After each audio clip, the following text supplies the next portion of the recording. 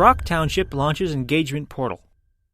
Dan Kearns, local journalism initiative reporter for The Standard. Brock. The Township of Brock has launched a new online tool to get public engagement, called Let's Talk Brock.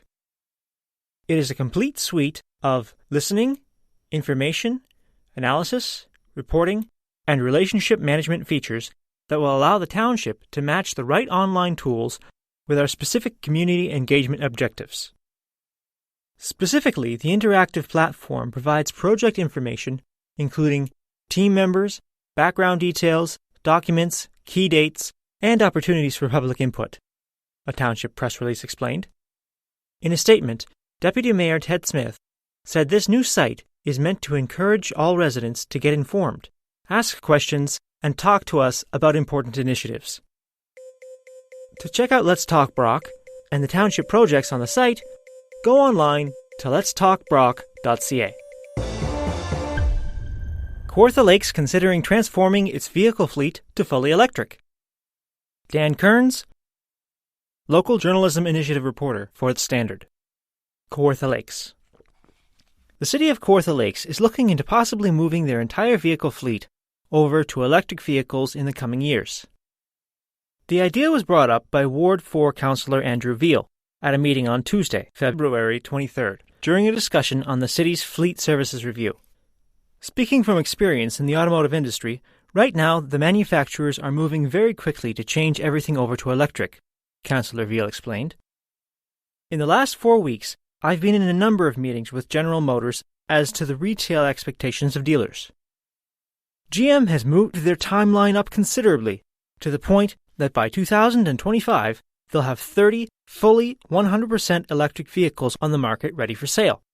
And they're in the process of having their retail dealer network set up to service them, sell them, and have public-facing charging stations installed at their locations. GM's plan is that by 2030, they will not be producing gas vehicles anymore. Ward 8 Councillor Tracy Richardson supported Councillor Veal's idea. "I think this is a good supporting memo so we can look to the future," she said. Councillors later passed a motion to have a feasibility plan and timeline to transform the city's fleet to fully electric, created and brought to council by the end of this year. Anticipation versus trepidation. It's interesting how one word can make such a big difference, or how close two things can seem to be, yet be miles apart. We all have the capacity to imagine what may be in our future, but what is going to be real remains to be seen. Still, when we think about our future, how we think about it can affect us dramatically, whether it's 2 minutes from now or far in our future. This effect can be harmful or very healthy and propelling because our emotions get entangled with our thoughts, and the combination of both become the building blocks of our will. Our will becomes our personal expression and outflow, so what we say and how we react are what we pursue and do. Recognizing this truth can give you a bit of a handle on your life, at least as far as your sense of self is concerned. Many people don't consider our lives operate on many planes. The three most primary are our physical setting, our soulical setting, and then our spiritual setting. We connect with all of these settings in the actual way they exist, yet what we participate in and experience from these settings is at least partially caused by our awareness and responses to them. Now, this leaves us sort of vulnerably situated, doesn't it? Well, we only know in part or see in part, 1 Corinthians 13:12. So how can we control things fully in order to feel totally safe? We can go off the deep end trying to know everything about everything so we can control everything. But is any one of us really able to even get close to that? Has all of mankind, throughout our entire history, gathered together the total sum of all there is to know? A simple reality check can show us the answer. We're not even close. So, as the wonderfully rich Irish people say, give your head a shake. It simply means sober up and take an honest look. As many know from reading past editorials, I view the spiritual setting through the perspective of Christ's finished work. I arrived at this place being raised in a multi-spirited environment. Then, I moved on through spiritual approaches espousing meditation and many other spiritual disciplines dependent on human effort to arrive at a higher plane. I have since dismissed all of these pursuits to advocate for dependency upon what a loving God does instead, if we will choose to accept His gift of life. God created the spiritual setting. We all participate in it, whether we are aware of it or not. To be fit to navigate efficiently in this setting, transformation was accomplished by Christ, God in human flesh, although I'm still dependent upon Him for further insight. We are easily aware of most of the physical setting of our lives, our physical circumstances. It's an interesting word when unraveled. It reveals the ideas of circumference, scribe, or vent, referring to encircling or around. Then the last part of the word, stance, conveying stand up, standing, bandstand, and the like. But another aspect of the word points to inward conditions as well, posture, attitude, or to take a stand. Even though these things express themselves outwardly, they start inwardly. So our inner environment, or what's going on around your sense of self on the inside, and our outer environment, or what's going on around your physical sense of self or the material world, are the settings to which most of us readily relate. The unfortunate thing is, this leaves the most of us without the advantage of how to navigate in the remaining spiritual setting, which is a very significant portion of influence in our lives. Now back to it. Our physical life should be considered to include the job climate, our community, and political influences, things which most of us have no real direct or immediate control over. Next comes our solical life, partly known in psychiatry as our mental life. Yet there is a debate as to whether this encompasses the emotions and will, or if it is simply a study of the mental aspect interfacing with them as faculties of their own. Some may not think in these terms, but both views still require a response to inner life and an exercise to manage it. The idea of psychosomatic illness is based upon our inner life showing itself in our outer condition. Not to take things too far, but suffice it to say, in the present climate of COVID and all the restrictions it's imposed upon our lives, we need to take stock of what's going on the inside. It's become evident some have not taught their lives to master this, shown by recent reports of aggravated drivers, shoppers, and customers acting out. Their impatience is not something they consider as poor and unhealthy behavior. Wow, really? After all this time to think? I just want to advocate here for people to take greater care of their inner selves. Please, do the work to identify the senses of insecurity prodding you, or, to put it selfishly, the things which cramp your style through the way things have come to be. Many people have become inwardly threatened by loss of property, position, and even diminishing provisions, so the personal security many have enjoyed is being challenged. Interestingly, many more people are now experiencing what so many people in underprivileged circumstances have always endured. Still, our choice to manage ourselves is not removed. I am a proponent of choice, the choice to manage ourselves inwardly, so we bring no harm to others. Our population has a distinct opportunity right now to develop compassion and empathy for those who have lived without a sense of privilege ever. We live in a country filled with privilege, yet there are still so many without.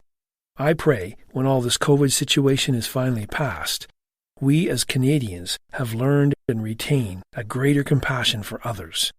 As we are all human, we are all in this situation together. There is an obvious disconnect between what dissatisfied persons desire to make them happy and where true happiness comes from. Our spiritual condition is related to this disconnect. Please get this, for your own sake in future life. A word from the Bible says it this way: watch out and guard yourselves from every kind of greed, because your true life is not made up of the things you own, no matter how rich you may be. Luke 12:15. And I would add, or how easy you can get your way. We have a chance to make our society an even nicer one than we had before this COVID thing tried to harm it. Let's stare it in the face and defy its effort to reduce us to crude behavior. Let's turn this part of it on its head. We can choose to control ourselves in response to it and wind up in a more cordial, considerate community. Make a conscious effort to remain healthy. By Tina Y. Gerber, special to the Standard. Aging is a fact of life. Physical changes can occur in almost every organ and can affect seniors' health and lifestyle. When I was young, I made a conscious effort to be healthy. I knew then, as now, an active lifestyle directly benefits your overall health and well-being. Whether you participate in line dancing, table tennis, pinochle, billiards, or bowling, or perhaps you prefer walking, swimming, cycling, or strength training to help with flexibility and balance, the time is now. Today, with bad knees, it's not good for me to push myself, but staying active within my limits has continued benefits. Even though we cannot stop the aging process, being aware of these changes can reduce their overall health impact. I know pushing myself hard could lead to more complications down the road. I told myself when my knee recovered I wanted to participate in a local run or walk. This, of course, never happened because my knees have yet to heal. Some days I can barely walk down the hall, even when using my cane, without taking several small breaks. It was obvious I needed help, so I turned to God. God seemed far away when I struggled with my eating choices and was attempting to pursue a more active lifestyle, even though God was readily listening to my words and answered my prayers. We must remember, God wants to know us, and He wants us to trust in Him. Through Him, we are safe. Through Him, we will not perish. My blood sugars have dropped from 26 to an average of just under 10 over the last month. Now that's progress. Some days, readings have been as low as 6.6. I've completely deleted soda pop from my diet and white bread and other addictive foods. I no longer struggle or have cravings. I have found a new freedom never before experienced with my eating habits.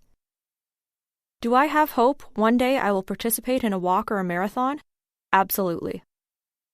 Staying healthy as you age is, perhaps, not as difficult as you may think. My husband and I have decided one of the best ways we can stay healthy is by focusing on our food choices and regularly taking vitamins. Food habits play an integral role in impacting your mood, immunity, and mental clarity. Martin is a chef and knows the importance of consistently making and eating the right food choices. However, over the last 2 years, we got lazy and made excuses for not eating properly, and both of us have gained weight. With retirement around the corner, I want to be able to chase my grandchildren and create some amazing and beautiful memories. I started to eat half of what was served on my plate. I noticed within 3 days I was feeling much better. Previously, it felt like my insides were suffocating. My blood sugar readings were out of control, and while my husband prepares the food I love to show his love, we have adopted an attitude of gratitude. Now, in addition to focusing on food and relying on God's grace, of course, we started to make physical activity a part of our normal routine. We found regular exercise allows us to sleep better. It has helped decrease the swelling around my knee, and perhaps I'm not so grumpy and tired. The multiple health benefits of exercising and watching our intake helped me to take better control of my diabetes. My arthritis flare-ups are less and my headaches have decreased dramatically. If you eat healthily, take vitamins, and start to exercise safely and regularly, you will feel younger and live longer. The Standard Podcast was produced by Greenstream Studio for the Standard newspaper.